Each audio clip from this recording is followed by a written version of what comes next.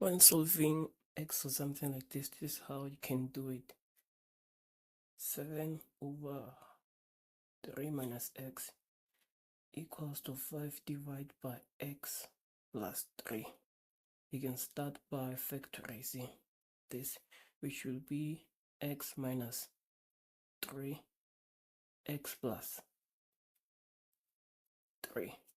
Next, you can change this to be 7, taking out negative outside, which will be x minus 3.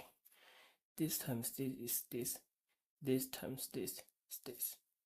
Then when you continue, it's going to be 5x plus 3 plus 4x minus 3 x plus 3.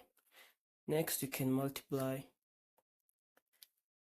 each term by x minus 3 x plus 3 to cancel all the denominators, which is going to be, let's start with this, it's going to be 7 divided by x minus 3 multiplied by x minus 3 x plus 3. This one will cancel this one.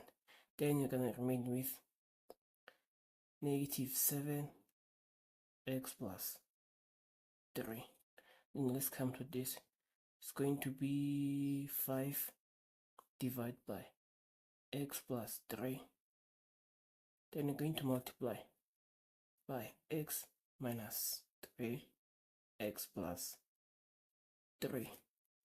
Then when you continue, you're gonna cancel this and this, and you're gonna remain with 5x minus 3. Then next we come to this, it's going to be 4x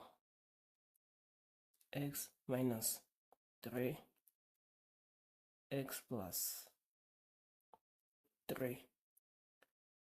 Same thing, multiply by x minus 3 x plus 3. Then this cancel this, you're gonna remain with 4. Then if you put them back to the equation, it's going to be negative 7x plus 3 equals to 5x minus 3 plus 4. Now you can solve for x. And it's going to be negative 7x minus 21 equals to 5x minus 15 plus 4. Then it's going to be negative 7x minus 5x equals to negative 15 plus 4 plus 21. Therefore, x will be equals to 10 divided by 12, negative 10 divided by 12. Final answer will be, when you simplify this, it must be 5 divided by 6. Yeah, this is the final answer.